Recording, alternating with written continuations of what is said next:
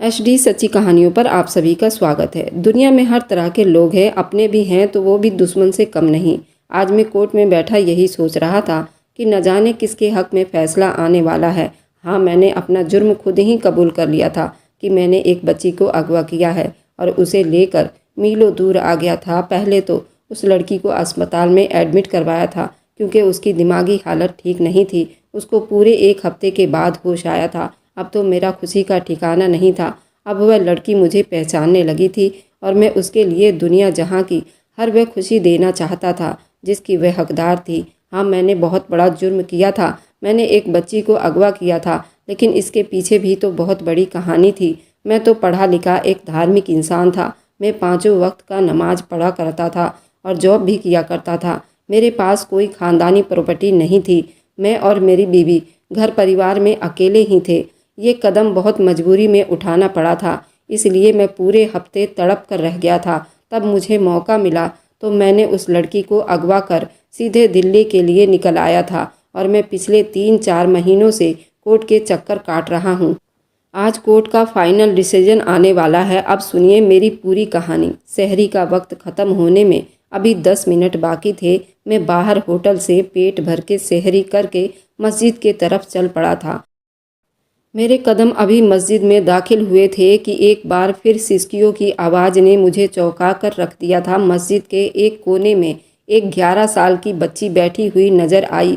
उसने अपना सर घुटनों में दबा रखा था और वह बहुत रो रही थी। उसे देखकर मेरे रोंगटे खड़े हो गए। आखिर ये मासूम बच्ची कौन थी जो इस वक्त यहाँ बैठकर इस तरह रो रही थी? लड़की के जात को इस अंधेरे में किसने घर से निकलने की इजाज़त दी थी? मेरा दिल धड़का था। मैं उसके करीब चलता हुआ आया, जिसके कपड़े फटे पुराने थे और बाल बिखरे हुए थे और सिसक सिसक कर रो रही थी और रोते हुए न जाने क्या बातें कर रही थी। उसे देखकर मेरे दिल में दर्द की टीसे उठने लगे थे। मैं बेधड़क एक ठंडी आँख भर कर और मैं उस बच्ची की तरफ मुड़कर उसकी आवाज़ को सुनने लगा जो रो रो कर कह रही थी, अल्लाह पाक, मेरी माँ को मेरे पास वापस भेज दो। उन्हें बोलो वो ज़मीन से बाहर निकल आएँ। मुझे उनकी बहुत याद आती है। वह जब होती थी तो बहुत प्यार करती थी, मुझे कभी भी नहीं मारती थी, मेरी पसंद का खाना बना दिया करती थी। मगर नई वाली माँ मुझे बिल्कुल भी प्यार नहीं करती। वह हर बात पर मुझे मारने लगती हैं। अल्लाह पाक, आप मेरी पुरानी माँ वापस कर दो। आप तो रमज़ान के महीनों में अपने बंदों की बहुत सुनते हैं। वह बच्ची फूट फूट कर रोते हुए ऐसे शब्द बोल रही थी। वह अपने मासूमियत वाले शब्दों से रोते हुए वह सब कुछ कह रही थी। उसकी मासूमियत वाले शब्दों में छुपा हुआ दर्द सुनकर मेरे हलक में कांटे चुभने लगे। सहरी का वक्त ख़त्म हो चुका था और फजर का नमाज का वक्त हो चुका था। मैंने जल्दी से अपना दिमाग झटका और मस्जिद में फजर का अजान देने लगा। न जाने क्यों, मगर आज जब मैं अजान दे रहा था तो बार बार मेरी आंखों में आंसू उतर रहे थे। बार बार शब्द में लड़खड़ाहट था। दिल में एक ही दुआ थी कि ए खुदा, इस मासूम बच्ची के दुख तकलीफ़ को ख़त्म कर दे। अगर हो सके तो उसके हिस्से का गम मुझे दे दे, मगर उसे हर तकलीफ़ से बचा ले। मैं अजान देकर जब वापस मुड़ा तो मेरी आंखों से आंसू बह रहे थे। मैं हिचकी बांधे वहीं बैठकर रोने लगा। दिल में उस बच्ची का दर्द मुझे इस तरह महसूस हो रहा था, मैं बता नहीं सकता। शायद इसलिए कि मेरी अपनी कोई औलाद नहीं थी। मैं 15 सालों से बे औलाद था। मेरी बीवी बांस थी, मगर उसके बावजूद मैंने कभी औलाद के खातिर दूसरी शादी नहीं की। मैं उठा और उस बच्ची के पास वापस जाने लगा, मगर जब मस्जिद के आंगन में आया तो वहाँ पर वह बच्ची मौजूद नहीं थी, वह जा चुकी थी। मैं मस्जिद के बाहर तक देखने गया, मगर नमाजियों का झुंड मस्जिद में दाखिल हो रहा था। वह बच्ची न जाने कहाँ जा चुकी थी। खैर, नमाज का वक्त था और मैंने जल्दी नमाज अदा की। न जाने कैसे जालिम लोग थे जिन्हें इतनी मासूम नन्ही कली पर जरा भी रहम और तरस नहीं आया था और वे उस पर जुल्म किया करते थे। शायद ये भी क़यामत की निशानियों में से एक थी। खैर, मैं नमाज पढ़ने के बाद कुछ देर वहीं बैठा रहा और फिर घर की तरफ बोझल कदमों से चल पड़ा। घर आया तो मेरी बीवी अभी तक सो रही थी। उसका तो रोज़ का आदत यही था। वह रमज़ान में भी ना रोज़ा रखती थी, ना ही कोई नमाज पढ़ती थी। शायद उसको भी अल्लाह पर से विश्वास उठ गया था। शायद वह भूल गई थी कि उसको भी इस दुनिया में भेजने वाले भी अल्लाह हैं। वह सिर्फ अपनी औलाद पाना चाहती थी। इसी वजह से वह अल्लाह से बहुत नाराज़ रहा करती थी और अल्लाह के दी हुई और चीज़ों की शुक्रिया अदा नहीं करती थी। मैं उसे बहुत समझाता था, मगर उसे अपने आखिरत की कोई फ़िक्र नहीं थी। वह तो दिन चढ़े तक सोती रहती। मैं कुछ देर कुरान शरीफ पढ़ा और फिर काम पर निकल गया। सारा दिन मेरा ध्यान उस बच्ची की तरफ ही रहा। मगरिब से पहले मैं काम से छुट्टी लेकर घर आ चुका था। रमज़ान में फजर और मगरिब की अजान में खुद मोहल्ले की एक मस्जिद में जाकर दिया करता था। आज फिर मैं अफ्तारी के वक्त मस्जिद में पहुंच चुका था। मैंने एक बार फिर मस्जिद में तलाशती हुई नज़रों से उसे देखा। शायद वो बच्ची यहाँ मौजूद हो, मगर वह यहाँ नहीं थी। खैर, मैंने अफ्तारी की और नमाज अदा की और जो ही वापस आने के लिए पलटा तो मस्जिद के बड़े दरवाजे के बाहर, जहाँ नमाजी जूते उतार कर रखते हैं, वहाँ पर वही बच्ची बैठी हुई थी। वह अपने पैरों के तलों को ज़मीन पर लगाए बगैर बैठी थी। उसकी आंखों में आंसू थे और वह रो रही थी। बार बार अपनी आंखों में आए आंसू साफ करती और फिर एक नज़र अपने पैरों पर डालती। उसके पैरों के नीचे सुर्ख लाल निशान बने हुए थे।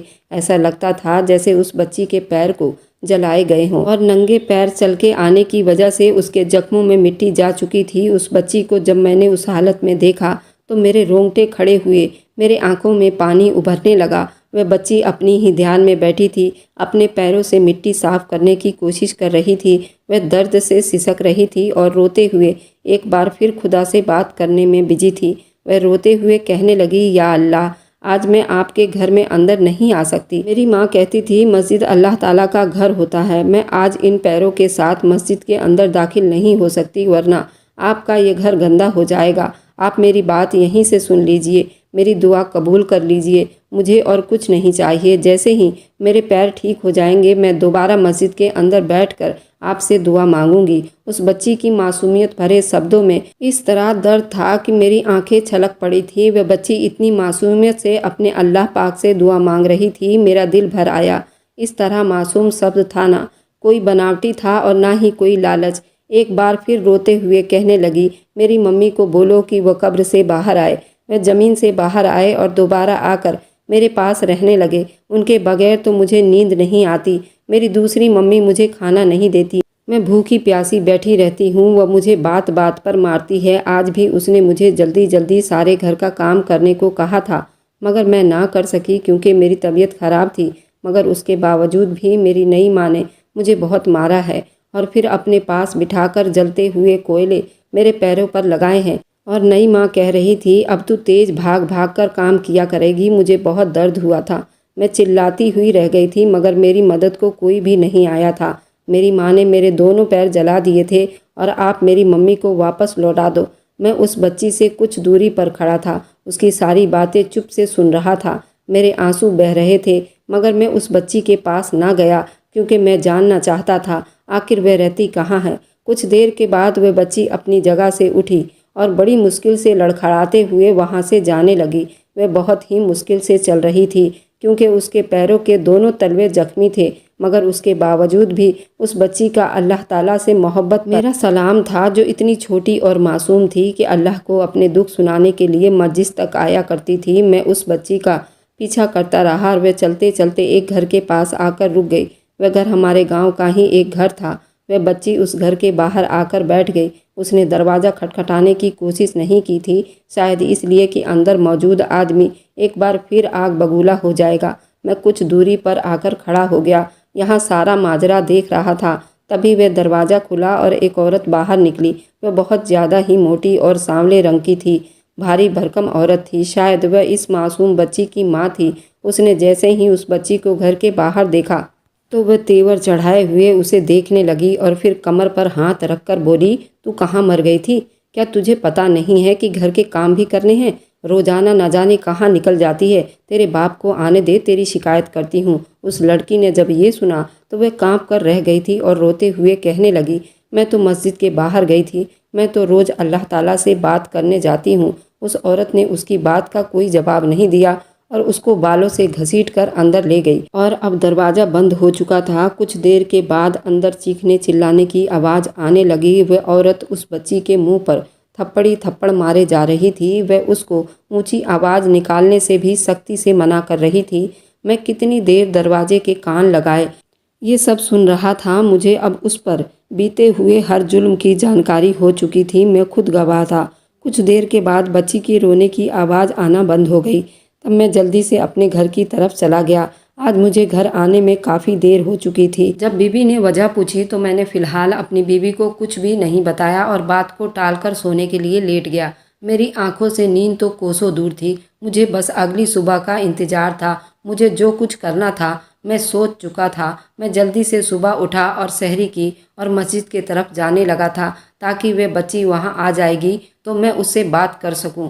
मैं जो ही मस्जिद में दाखिल हुआ तो मस्जिद में उस वक्त कोई भी नमाजी नहीं आया था। अजान होने में अभी आधा घंटा बाकी था। मैं जब मस्जिद में दाखिल हुआ और बाएं दाएं नज़रें दौड़ाई तो वह मस्जिद के एक कोने में मुझे नज़र आई, तो वहीं फर्श पर लेटे हुए सो रही थी। शायद वह बच्ची सारी रात यहीं मौजूद थी, क्योंकि रमज़ान के महीने में हमारी मस्जिद रात को भी खुला करती थी। अक्सर लोग यहाँ इबादत करने आते थे। मैं उस बच्ची के करीब आया। वह सुकून से सो रही थी। उसके चेहरे पर नील पड़े हुए थे, जैसे कोई उसे बहुत तेज मारा हो। उसके बाल बिखरे हुए थे, बिल्कुल ऐसे जैसे माँ के मर जाने के बाद बच्चों का ख्याल रखने वाला कोई नहीं होता। उसके कपड़े भी बिल्कुल घिसे और फटे पुराने थे और जगह जगह से फटे हुए थे। शायद उस बच्ची ने अपना जिस्म छुपाने के लिए खुद ही धागे की मदद से पैबंद लगाने की कोशिश की थी, क्योंकि वह बहुत बड़े लग रहे थे। यूँ लगता था जैसे वह बच्ची कितनी देर अपने अल्लाह पाक से बातें करते करते यूं ही लेटकर सो चुकी थी, जैसे एक बच्चा अपनी माँ के गोद में सुकून महसूस करके सो जाया करता है। मैंने अल्लाह ताला से दुआ कर रहा था कि उस जैसे कितने ही लाखों बच्चे होंगे, अल्लाह उन सब पर अपना करम फरमाए। ये शब्द कहते हुए मेरी आंखों से आंसू और मेरे होंठ कांप रहे थे। अचानक उसी वक्त वह बच्ची उठकर बैठ गई। जब उसने अपने से कुछ दूरी पर मुझे देखा तो वो फ़ौरन कांपकर अपनी आंखें मसलते हुए मुझसे दूर हो गई। मैंने उस बच्ची को यकीन दिलवाया कि मैं उसका भला चाहता हूँ, उसकी ज़िंदगी के बारे में सुनना चाहता हूँ। आखिर वह रोज़ यहाँ क्यों आ जाती है? वह औरत आखिर कौन है जो उसे मार पीट रही थी? उसने जब मेरा ये शब्द सुना तो वह जल्दी से नॉर्मल हो गई। उसके आंखों से आंसू बहने लगे और रोते हुए कहने लगी, कुछ महीने पहले मेरी मम्मी की मौत हो गई थी। मेरे पापा तो यही चाहते थे कि मम्मी की मौत हो जाए। उनकी मौत हो गई तो पापा ने अपनी पसंद की औरत से शादी करके उसे घर ले आए। पापा को मुझ में कोई दिलचस्पी नहीं थी। नई मम्मी ने आते ही मुझ पर जुल्म करना शुरू कर दिया। वह मुझे बहुत मारती है। मैंने इतने दिनों से एक बार भी भरपेट खाना नहीं खाया। वह सारा दिन मुझसे काम करवाया करती है। जब मुझे वक्त मिलता है तो मैं यहाँ मस्जिद में आकर बैठ जाया करती हूँ और अल्लाह ताला को अपनी फरियाद सुनाया करती हूँ। यही दुआ करती हूँ कि मेरी नई माँ को वापस बुला लो, क्योंकि वह मुझे अच्छी नहीं लगती। मुझे बस अपनी पुरानी माँ वापस चाहिए। वह बच्ची रोते हुए अपने पैर आगे करके मुझे दिखाने लगी, जिन पर उसने अपना दुपट्टा काट कर बांधा हुआ था, और वह रो कर कहने लगी, आज तो मुझे अल्लाह ताला से बात करनी थी, इसलिए मैं अपने पैरों में दुपट्टा बांध कर आई हूँ, ताकि मेरे पैरों की मिट्टी मस्जिद को ख़राब ना करे। इस बच्ची की मासूमियत और तकलीफ़ सुनकर मैं हिचकिची बांधे रोने लगा। वह बच्ची मेरी बेटी तो ना थी, मगर उसके बावजूद भी मैं उसके सर पर हाथ रखकर बेतहाशा रोने लगा। दिल से बस यही दुआ निकली कि अल्लाह ऐसे जालिम लोगों को गर्क कर दे जो अपने मासूम बच्चों पर जुल्म सितम करते हैं। उस बच्ची की आंखों में कई उम्मीद थी, जो शायद उसकी सौतेली माँ के जुल्म करने से ख़त्म हो चुकी थी, और वे अब खुलकर बताने लगी। पापा ने कहा था कि वे ईद के दूसरे दिन मेरी शादी करवा देंगे और मुझे अच्छे घर में विदा कर देंगे। उन्होंने तो एक अंकल से पैसे भी लिए हैं। उनका कहना था कि मेरे पति ने उनको दिए हैं। उस बच्ची की बातें सुनकर मेरे होश उड़ चुके थे। वह इंसान इस तरह जालिम भी हो सकता था। पहले उसकी सौतेली माँ उस पर इस तरह जुल्म करती रहती थी, और अब उसका सगा बाप भी उसके साथ ऐसा जुल्म करने लगा था। अब मैंने ठान ली थी कि मैं अब उस बच्ची को ज़्यादा वहाँ रहने नहीं दूंगा और उसे अपने घर ले जाऊंगा। उसको अपनी बेटी बनाकर रखूंगा, इतनी मोहब्बत दूंगा जैसा वे सोचा करती थी। मैंने उस बच्ची को कहा कि तुम मेरे साथ मेरे घर चलो, मैं उसे बाप बनकर प्यार दूंगा और मेरी बीवी उसे माँ जैसी मोहब्बत देगी। उस लड़की के चेहरे पर एकदम से चुप्पी छा गई। वह मुझे देखने लगी और बोली, मैं ऐसा कभी नहीं करूँगी। मेरे पापा मुझे जान से मार देंगे। मैं अपने अल्लाह से पुरानी माँ मांग रही हूँ, वह आ गई तो सब कुछ ठीक हो जाएगा। मैंने उसे समझाते हुए कहा कि बेटी, जो इंसान इस दुनिया से एक दफ़ा चला जाए और मिट्टी के नीचे दफन हो जाए, कभी भी दोबारा वापस नहीं आता। देखो, तुम अपने अल्लाह पाक से दुआ किया करती थी तो अल्लाह पाक ने मुझे तुम्हारी मदद के लिए भेज दिया है। अब तुम उसे अल्लाह की रजा समझो और मेरे साथ मेरे घर चलो। मगर वह बच्ची चुप हो गई और वहाँ से उठकर घर की तरफ जाने लगी। शायद उसे मुझ पर भरोसा नहीं था। मैंने उस बच्ची पर फ़िलहाल ज़्यादा दबाव डालना अच्छा नहीं समझा और मैंने फजर की नमाज अदा करने के बाद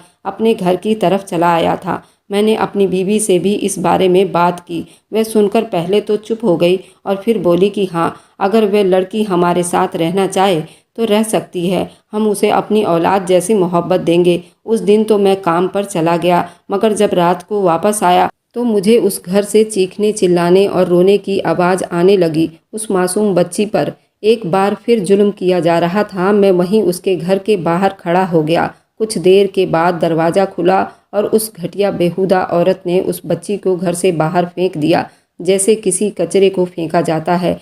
इस तरह वह बच्ची मुंह के बल जमीन पर गिर गई थी। उसका चेहरा जख्मी हो गया था, उसके होठों से खून आने लगा था। वह बहुत रो रही थी। मैं आगे बढ़ा और उस बच्ची को अपने गोद में उठा लिया। वह बच्ची बेहोशी की हालत में थी। उसे कुछ भी समझ नहीं आ रही थी कि वह कहाँ जा रही है और उसके साथ कौन है। बस खुदा का नाम लिए जा रही थी। मैं उसे वहाँ से उठाकर अपने घर ले आया और अपनी बीवी को सौंप दिया। बीवी ने जब उसकी हालत देखी तो उसकी आंखों से आंसू बहने लग गए थे। वह बच्ची अभी तक यूं ही बेहोशी के हालत में थी और बुखार से तप रही थी। मैं और मेरी बीवी ने फैसला कर लिया था, अब हम यहाँ नहीं रहेंगे, बल्कि अब शहर चले जाएंगे। उसी रात हमने उस बच्ची को अपने साथ लिया और अपना सारा सामान इकट्ठा किया। रातों रात दिल्ली की तरफ रवाना हो गए। 2 दिन में ही हमने एक अच्छा सा मकान देखकर उसमें रहने लगे, क्योंकि पहले ही मैं दिल्ली में गाज़ियाबाद के पास काम करता था और यहाँ से काम करके मैं मेरठ जाता था। अगली सुबह जब बच्ची को होश आया, वह हैरान थी। वह डर से कभी मुझे देखती तो कभी मेरी बीवी को देखती और रोने लगती कि मुझे घर छोड़कर आ जाओ, ना तो मेरे माँ बाप मुझे मारेंगे। इतनी सुबह हो चुकी है, मुझे तो उनके घर के सारे काम करने थे। मैंने और मेरी बीवी ने उस बच्ची को समझाया कि वह उस हैवान औरत के चुंगल से निकल चुकी है। अब वह हमारी बेटी है और हमारे साथ रहेगी। मेरी बीवी उसे बहुत प्यार करती थी और अपनी औलाद जैसा समझती थी। मैं भी उसे बाप जैसा मोहब्बत देने लगा। 1 हफ्ते के अंदर ही अंदर वह हमारे साथ खुश रहने लगी। 1 हफ्ते में ही मैंने उस बच्ची के चेहरे पर डर को हटाकर खुशियाँ भर दी। मैं वहाँ कंपनी में तो पहले ही जॉब किया करता था और ईद आने से पहले मैंने उस बच्ची को खूब शॉपिंग करवाई। उसकी पसंद के सूट लिए, उसकी मनपसंद के चीज़ें लेकर दी। चांद रात ऐसे ही गुजर गया। हमारी ज़िंदगी तो जैसे खुशियों से भर चुकी थी। वह बच्ची इस दुनिया की तरफ लौट आई थी। उसकी अल्लाह ताला से मोहब्बत देखकर मेरी बीवी का दिल भी इबादत की तरफ आने लगा था। वह दोनों बिल्कुल माँ बेटी जैसी लग रही थी। वह बच्ची मेरे लिए बहुत खुशकिस्मत साबित हुई थी। एक दिन दरवाजे पर किसी की आने की आहट हुई तो बाहर से किसी फ़कीर की आवाज़ आई। मेरी बेटी ने जब उसे 10 का नोट निकाल कर दिया और मैं उसे मुस्कुराकर जाने को कहा था, मगर वह जो ही दरवाज़ा खोलकर खड़ी हुई, उसकी चीख की आवाज़ आई। मैं बौखलाकर बाहर आया। मेरी बीवी जो पड़ोस के यहाँ गई हुई थी, वह भी उस आदमी के साथ खड़ी थी और मेरी बीवी के बाल उसके चंगुल में थे। वह मेरी बीवी को बालों से पकड़े हुए अब मेरी बेटी की तरफ बढ़ रहा था। बोला, मैं तुम पर केस करूँगा कि तुम मेरी बेटी को अगवा करके लाए हो। शोर शराबा सुनकर वहाँ मौजूद सभी लोग इकट्ठे हो चुके थे। मैंने अपनी बेटी को छुड़वाया तो उसने मेरी बेटी को पकड़ा और हकीकत में वह उस बच्ची का असली बाप था, जो उसे ढूंढते ढूंढते यहाँ तक आ गया था। मेरी बेटी जो बिल्कुल किसी फूल की तरह खिली हुई थी, अपने असली बाप को देखकर उसका रंग बिल्कुल पीला पड़ चुका था। वह फिर मुझे दिमागी मरीज जैसे लगने लगी थी। वह रोने लगी थी। मैंने उस आदमी से अपनी बेटी को छुड़वाया और उसे थप्पड़ मारकर बोला कि केस तो तुम जैसे हैवान पर बनेगा जो अपने बच्चों पर इस तरह जुल्म करते हैं। मैंने जल्दी पुलिस को कॉल की और सारी हकीकत उनको बता दिया। बच्ची ने भी अपने असल बाप और सौतेली माँ के बारे में गवाही दी, जिसके बाद वे दोनों को पकड़कर ले गया और हम दोनों मियाँ बीवी केस लड़ने लगे। केस लड़ते लड़ते पूरे 6 महीने बीत गए थे। अदालत ने फैसला हमारे हक में सुनाया था। जब बच्ची से गवाही ली गई तो उसने यही कहा कि मैं इन्हीं के साथ रहना पसंद करूंगी। मैं अपनी बच्ची को अपने साथ लगाए वापस अपने घर की तरफ आ गया था और अब हम हंसी खुशी रहने लग गए थे। आज मेरी बेटी 18 साल की हो गई है और उसने 12वीं कक्षा फर्स्ट डिवीज़न से पास किया है। मैं उसको आगे भी पढ़ाना चाहता हूँ। मेरी बेटी मुझे और मेरी बीवी से इतनी मोहब्बत करती है। मैंने एक दिन कहा, मैंने तुम्हारे लिए एक रिश्ता देखा है और अब तुम विदा होकर अपने ससुराल चली जाओगी, हम दोनों मियाँ बीवी फिर से अकेले हो जाएंगे। तो वह इस बात पर बहुत नाराज़ हो गई और कहा, मैं ऐसे शादी नहीं करूँगी और ना ही मैं अपने माँ बाप को छोड़कर कहीं जाऊँगी। हाँ, मैं शादी उसी से करूँगी जो मेरे साथ मेरे माँ बाप के घर में रहे। पर ये बात मैंने तो उससे मजाक में कही थी। सच कहूँ तो मैं भी यही चाहता हूँ कि कोई ऐसा लड़का हो जो मेरी बेटी के साथ आकर मेरे घर में ही रहे और मेरा बेटा बन जाए। हम शबनम को अपने घर से नहीं भेजना चाहते।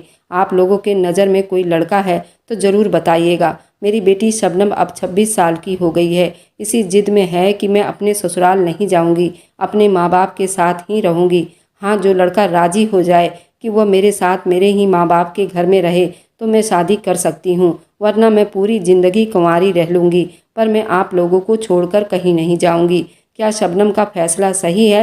वैसे चाहता तो मैं भी यही हूँ। आप लोग कमेंट में ज़रूर बताइएगा। अगर आपको आज की कहानी पसंद आई है तो वीडियो को ज़रूर लाइक कीजिएगा और अपने दोस्तों के साथ शेयर भी कीजिएगा। और हाँ, अगर आपने अभी तक हमारे चैनल को सब्सक्राइब नहीं किया है तो ज़रूर सब्सक्राइब कर लें।